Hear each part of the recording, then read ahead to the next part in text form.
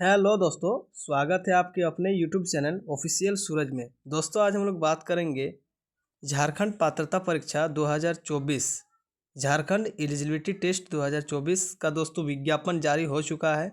देख सकते हैं विज्ञापन संख्या 8/2025 के संबंध में आवश्यक सूचना झारखंड लोक सेवा आयोग यानी कि दोस्तों जेपीएससी के द्वारा जेट का परीक्षा दोस्तों कंडक्ट किया जाएगा। ठीक है, एग्ज़ाम कौन लेगा? जेपीएससी लेगा, झारखंड लोक सेवा आयोग लेगा। दोस्तों एक इम्पोर्टेंट अपडेट मैं ये दे रहा हूँ, बहुत दिनों से दोस्तों जेट का परीक्षा नहीं हुआ है। अब सभी इसमें कंफ्यूज होंगे कि जेटेट है कि जेट है। तो जेटेट दोस्तों जो एग्ज़ाम होता है वो झारखंड में टीचर्स बनने के लिए होता है, जो बीएड और डीएलएड करते हैं। और जो दोस्तों जेट होता है उसमें विद्यार्थी असिस्टेंट प्रोफेसर के लिए एलिजिबल हो जाते हैं और पीएचडी में नामांकन के लिए एलिजिबल हो जाते हैं। तो ये जेट एग्ज़ाम है दोस्तों, झारखंड एलिजिबिलिटी टेस्ट यानी कि झारखंड पात्रता परीक्षा 2024 में ही दोस्तों ये नोटिफिकेशन आया हुआ था कि बहुत जल्द झारखंड में जेट का एग्जामिनेशन फॉर्म दोस्तों भराया जाएगा।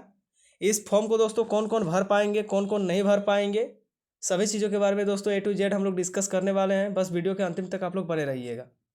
सिलेबस वगैरह के बारे में सब कुछ दोस्तों मैं बताऊंगा, कब से कब तक आप अप्लाई कर सकते हैं, इसका लास्ट डेट कब है, फी पेमेंट इसका लास्ट डेट कब है, SC ST OBC EWS general का कितना फ़ी लगने वाला है। ठीक है, और कौन कौन अप्लाई कर सकते हैं, अपेयरिंग वाले स्टूडेंट अप्लाई कर सकते हैं या नहीं कर सकते हैं, सभी चीज़ों के बारे में दोस्तों हम लोग इस वीडियो में डिस्कस करेंगे। ठीक है, देख सकते हैं दोस्तों यहाँ पर लिखा हुआ है कि झारखंड राज्य विश्वविद्यालय अधिनियम 2000 अंगीकृत एवं अद्यतन संशोधित की धारा 57(2)A एवं उच्च एवं तकनीकी शिक्षा विभाग उच्च शिक्षा निदेशालय झारखंड सरकार के अधिसूचना तथा इतना अधिसूचना दिनांक 5/12/2024 के आलोक में झारखंड राज्य में स्थित विश्वविद्यालय महाविद्यालयों में विभिन्न विषयों में सहायक अध्यापकों यानी कि असिस्टेंट प्रोफेसर जिसको बोला जाता है की नियुक्ति एवं पीएचडी नामांकन की उम्मीदवारी हेतु आयोग द्वारा झारखंड पात्रता परीक्षा 2024 विज्ञापन संख्या 8/2025 झारखंड एलिजिबिलिटी टेस्ट 2024 आयोजित की जाएगी। इस परीक्षा हेतु इच्छुक भारतीय अर्हताधारियों से ऑनलाइन आवेदन आमंत्रित किया जा रहा है, जिसकी विवरण निम्नवत है। देख सकते हैं दोस्तों, ऑनलाइन आवेदन भरने की जो तिथि है वो आपका 16 सितंबर से लेकर के 16 अक्टूबर 2025 तक आप लोग इस फॉर्म को भर पाएंगे 11:30 बजे तक। ठीक है, PM तक, मतलब रात तक। और परीक्षा शुल्क भुगतान करने की अंतिम तिथि आपका रखा गया है 17 अक्टूबर 2025 के अपराह्न 5 बजे तक। और करेक्शन विंडो की अंतिम तिथि, मान लीजिए कि एप्लीकेशन में कुछ आपका गलती हो गया भरने के टाइम, तो उसको आप सुधार कर सकते हैं 8 अक्टूबर 2025 से लेकर के 10 अक्टूबर 2025 के अपराह्न 5 बजे तक। अब यहाँ पर एक इम्पॉर्टेंट डेट आप लोग दिमाग में बैठा लीजिए कि ऑनलाइन एप्लीकेशन दोस्तों स्टार्ट हो रहा है, मतलब आप लोग अप्लाई करेंगे वो 16 सितंबर 2025 से, और इसका लास्ट डेट है आपका 6 अक्टूबर 2025। ठीक है, इसके बाद है अभ्यर्थी ऑनलाइन आवेदन भरने की प्रक्रिया प्रारंभ करने के पूर्व आयोग के वेबसाइट पर प्रदर्शित विस्तृत विज्ञापन एवं ऑनलाइन आवेदन भरने हेतु आवश्यक विस्तृत निर्देश का भली भांति अध्ययन कर लेंगे। विज्ञापन से संबंधित किसी भी प्रकार की जानकारी के लिए आयोग के हेल्पलाइन नंबर, इन दोनों नंबर पर आप लोग कार्य दिवस पर पूर्वाह्न 10 बजे से लेकर के 5 बजे तक संपर्क किया जा सकता है। इसके बाद दोस्तों इसका सिलेबस, इसका एग्ज़ाम का पैटर्न, फ़ी कितना लगने वाला है, कौन कौन अप्लाई कर सकते हैं, कौन अप्लाई नहीं कर सकते हैं, अपेयरिंग वाले स्टूडेंट अप्लाई कर सकते हैं या नहीं कर सकते हैं, इन चीज़ों के बारे में दोस्तों हम लोग डिस्कस करने वाले हैं। वीडियो के अंतिम तक आप लोग बने रहिएगा। ठीक है, देख सकते हैं दोस्तों, Jharkhand public service commission Ranchi Jharkhand eligibility test JET 2024 विज्ञापन संख्या 8/2025 से दोस्तों 16 सितंबर से लेकर के 6 अक्टूबर 2025 तक आप लोग इस फॉर्म को अप्लाई कर सकते हैं। यहाँ पर दोस्तों लिखा हुआ है जो यूनिवर्सिटी का लॉ है UGC का, उसके अनुसार ही दोस्तों आप लोग का एग्ज़ाम होगा। जैसा कि स्टेट बिहार में होता है और पूरा सेंट्रल लेवल में UGC नेट होता है, सेम उसी के अनुरूप इसका एग्ज़ाम होगा। ठीक है, तो जो मेन चीज़ है दोस्तों उसके बारे में आइए हम लोग बात कर लेते हैं।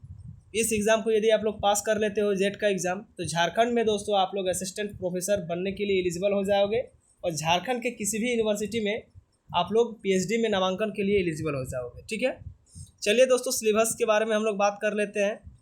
मोड ऑफ एग्जामिनेशन, जी हाँ दोस्तों, इसका जो एग्जामिनेशन है वो OMR बेस्ड आपका एग्ज़ाम होने वाला है पेन एंड पेपर में। ठीक है, और MCQ टाइप का दोस्तों क्वेश्चन पूछेगा। इसमें दो पेपर होता है दोस्तों, इसमें दो पेपर होता है दोस्तों। पहला पेपर जो जनरल पेपर रहता है और जो सेकंड वाला पेपर रहता है दोस्तों वो आपका जो MA में ग्रेजुएशन में जो आपका ऑनर्स पेपर रहता है उसी पर आधारित दोस्तों इसमें क्वेश्चन पूछा जाता है। तो देख सकते हैं दोस्तों यहाँ पर क्या लिखा हुआ है कि यहाँ पर लिखा हुआ मार्क्स, यहाँ पर नंबर ऑफ क्वेश्चन लिखा हुआ है, यहाँ पर MCQ लिखा हुआ है, यहाँ पर टोटल ड्यूरेशन टाइम। टोटल दोस्तों आप लोगों का जो टाइम दिया जाएगा वो 3 घंटा का दिया जाएगा, यानी कि 180 मिनट का टाइमिंग दिया जाएगा विदाउट एनी ब्रेक। ठीक है, without any break all the question are compulsory. मतलब एक लगातार एग्जाम होगा, पहले पहला पेपर का पहले एग्जाम होगा, उसके बाद तुरंत जस्ट आपका सेकंड पेपर का भी एग्जाम एक ही साथ हो जाएगा। ब्रेक आप लोगों से नहीं दिया जाएगा। हाँ, बीच में पानी वगैरह प्यास लगता है तो आप लोगों को वहाँ पर पानी पीने का साधन और बाथरूम वगैरह जाने का साधन वहाँ पर रहेगा। ठीक है, तो पहला पेपर जो रहेगा दोस्तों उसमें 50 क्वेश्चन रहेगा और मार्क्स आप लोगों को 100 दिया जाएगा, यानी कि जो एक प्रश्न रहेगा उसमें आप लोगों को 2 मार्क्स मिलेगा। एक प्रश्न का जो आप लोगों का मार्क्स मिलेगा वो 2 मार्क्स रहेगा। ठीक है, इसी प्रकार 50 प्रश्न रहेगा तो उसमें आप लोगों को 100 मार्क्स दिया जाएगा और किसी प्रकार का दोस्तों कोई नेगेटिव मार्किंग भी नहीं है। ध्यान से समझिए, किसी भी प्रकार का कोई भी नेगेटिव मार्किंग नहीं है, ना 1/3 है ना 1/4 है। जितना आप लोग सही मतलब ऑप्शन पे टिक लगाओगे उतना आप लोगों का नंबर आ जाएगा। ठीक है, यहाँ पर क्या लिखा हुआ है इसको पढ़ लीजिए। ठीक है, द क्वेश्चंस इन पेपर 1, ठीक है, to assess the teaching research aptitude candidates I will be primary to design to test. ठीक है, रीजनिंग एबिलिटी, रीडिंग कंपेरिजन, ठीक है, divergent thinking and general awareness of the candidates. ठीक है, इसको ध्यान से समझिए। टीचिंग एप्टीट्यूड से क्वेश्चन पूछेगा, थोड़ा बहुत मैथ का क्वेश्चन रहेगा, रीजनिंग से क्वेश्चन रहेगा और करंट अफेयर से क्वेश्चन रहेगा। ठीक है, और पैसेज से क्वेश्चन रहेगा। और जो आप लोगों का सेकंड वाला पेपर रहेगा दोस्तों उसमें 100 प्रश्न रहेगा, लेकिन नंबर आप लोगों को कितना दिया जाएगा 200। जैसा कि मैंने आप लोगों को पहले ही बताया कि एक क्वेश्चन का जो दोस्तों आप लोगों को मार्क्स मिलने वाला है वो 2 मार्क्स मिलने वाला है। ठीक है, एक आप लोग क्वेश्चन को सही कीजिएगा तो आप लोग को 2 मार्क्स मिलने वाला है। ठीक है, तो फर्स्ट पेपर में 50 प्रश्न पूछे जाएंगे, नंबर मिलेगा 100। सेकंड पेपर में आप लोगों का 100 क्वेश्चन पूछे जाएगा, नंबर मिलेगा 200। अब जो सेकंड पेपर रहेगा वो कहाँ से आप लोगों का क्वेश्चन पूछा जाएगा, यहाँ पर देखिए लिखा हुआ है कि this is based on the subject selected by the candidates and will be access. ठीक है, डोमेन नॉलेज। जो आपका ऑनर्स पेपर रहेगा जिसमें आप लोग पोस्ट ग्रेजुएट में MA, MSc, MCOM जो आपका पेपर रहेगा उसी में दोस्तों आप लोगों का क्वेश्चन पूछा जाएगा उसी पेपर से। ठीक है, अब कौन कौन एलिजिबल है जेटेट के लिए इसके बारे में थोड़ा जान लीजिए। ठीक है, जिसका पोस्ट ग्रेजुएट पूरा कंप्लीट हो चुका है, MA, MSc, MCOM, चाहे वो इतिहास सब्जेक्ट से कंप्लीट किए हो, ज्योग्राफी से किए हो, इंग्लिश से किए हो, हिंदी से किए हो, कोट्ठा कुड़माली, मैथ, फिजिक्स, केमिस्ट्री, किसी से आप किए हो तो आप एलिजिबल हो। और एक चीज़, अपेयरिंग वाले स्टूडेंट भर सकते हैं या नहीं, तो मैं इसको भी दोस्तों अभी तुरंत डिक्लेयर कर देता हूँ। अपेयरिंग वाले स्टूडेंट भी भर सकते हैं, जो सेमेस्टर 1 में हो, 2 में हो, 3rd में हो, 4th में हो, वो भी भर सकता है। लेकिन इसमें एक पर्पस रखा गया है, मतलब एक कारण रखा गया है, 2 साल के अंदर आपका PG पूरा कंप्लीट हो जाना चाहिए। मान लीजिए कि इस साल कोई अपेयरिंग में है तो वो फॉर्म भरेगा, लेकिन जेटेट पास करने के बाद 2 साल में उसका पूरा PG कंप्लीट हो जाना चाहिए, तभी उसका वैलिड होगा। नहीं तो फिर पास करने के बाद भी आप अनवैलिड हो जाओगे जेटेट में। ठीक है, for the fee of JTET category देख सकते हैं, फी रखा गया है। अनरिजर्व कैटेगरी के लिए 775 रुपया रखा गया है। जनरल कैटेगरी के विद्यार्थियों के लिए ₹575 रखा गया है फी, ठीक है। BC1, BC2 और EWS कैंडिडेट्स के लिए ₹300 फी रखा गया है। वहीं SC, ST, PWD और थर्ड जेंडर के कैटेगरी के लिए विद्यार्थियों के लिए ₹150 का फी रखा गया है, ठीक है। इसके बाद यहाँ पर नोट में दिया गया है, आप लोग credit card, debit card, net banking, ठीक है, QR, UPI के सहारे किसी भी मतलब तरीके से आप लोग पेमेंट कर सकते हो, ठीक है। Subject and syllabus of Jharkhand eligibility test JTET. देखिए जो आप लोगों का सिलेबस है दोस्तों, वो जेट का will be based on the UGC net, ठीक है,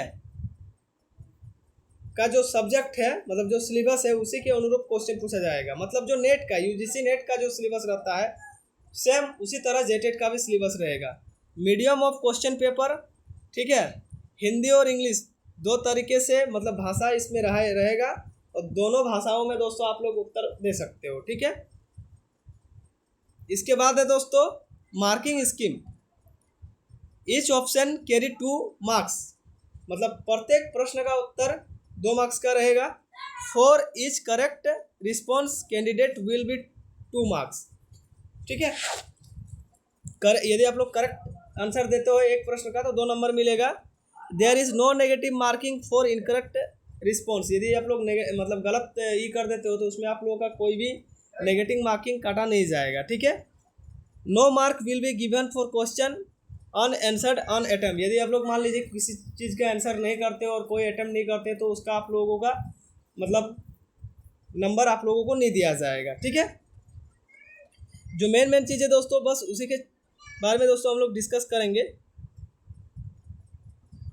इसके बाद है एलिजिबिलिटी क्राइटेरिया ऑफ जेटेट, देख सकते हैं यहाँ पर, ठीक है। क्वालिफिकेशन एग्जामिनेशन के बारे में यहाँ पर दिया गया है, ठीक है। SC, ST, EWS के लिए MA में 50% मार्क्स चाहिए। चलिए मैं पूरा पढ़ के आप लोग को बता देता हूँ, ठीक है। जो अनरिजर्व्ड और EWS कैंडिडेट्स के विद्यार्थी हैं उन लोगों को मास्टर डिग्री में कम से कम 55% नंबर रहना जरूरी है। BC1, BC2 schedule caste, SC, ST जो हैं और पर्सनल विथ डिसेबिलिटी यानी कि PWD उन लोगों का MA में कम से कम 50% मार्क्स होना चाहिए, तब वो जेटेट का फॉर्म भर सकते हैं मास्टर डिग्री में, MA में, ठीक है, या फिर MSc या फिर MCOM। इसके बाद यदि कोई अपेयरिंग में है तो वो भी फॉर्म डाल सकते हैं, लेकिन 2 साल के भीतर उसका पूरा PG कंप्लीट हो जाना चाहिए जेटेट पास करने के बाद, ठीक है। तो जो मेन चीज़ है दोस्तों मैं ये सारा चीज़ आप लोगों को बता दिया हूँ। एज लिमिट की अगर बात करें दोस्तों तो जेटेट में कोई एज लिमिट नहीं है, 40 साल तक भी आप इस फॉर्म को भर पाओगे, ठीक है ना। तो ये चीज़ है और इसका पूरा मतलब सिलेबस की अगर बात की जाए दोस्तों तो मैं पूरा A to Z इसका सिलेबस लेकर के आऊँगा एक अलग वीडियो में, ठीक है, क्योंकि ये वीडियो बहुत लॉन्ग हो जाएगा दोस्तों, इसलिए मैं इसका सिलेबस एक अलग वीडियो में लेकर के आऊँगा। तो जितना भी इम्पोर्टेंट चीज़ था दोस्तों मैं वो सारा चीज़ आप लोगों को बता दिया हूँ, है ना। और सिलेबस का एक वीडियो अलग बनाना होगा, तभी इस पे दोस्तों कुछ मतलब आप लोग को अच्छा से समझ में आएगा। यदि आप लोग झारखंड के हो दोस्तों तो स्थानीय प्रमाण पत्र लगेगा, जाति लगेगा, SC, ST, EWS OBC category के लिए, तब आप लोग को रिजर्वेशन मिलेगा। तो फिर रिजर्वेशन नहीं मिलने वाला है तो जाति और आवासीय आप लोग दोस्तों बना ही लीजिए, ठीक है, नहीं तो फिर रिजर्वेशन आप लोगों को मिलने वाला दोस्तों इसमें नहीं है। तो बहुत अच्छी खुशखबरी है कि झारखंड में बहुत जल्द जेटेट का एग्ज़ाम होगा। आप लोग फॉर्म भरना दोस्तों शुरू कर दीजिए 16 सितंबर से और लास्ट डेट इसका 6 अक्टूबर तक है, इसको ध्यान में रखिएगा, ठीक है। वीडियो यदि अच्छा लगा हो दोस्तों तो चैनल को लाइक कमेंट सब्सक्राइब करके जरूर रखिएगा ताकि दोस्तों जेट पर जितना भी इंपॉर्टेंट अपडेट आएगा मैं आप लोगों को टाइम पर देता रहूँगा। जेट अलग हो गया दोस्तों, जेटेट अलग हो गया, ठीक है, इसको ध्यान में आप लोगों को रखना है। थैंक यू दोस्तों, धन्यवाद।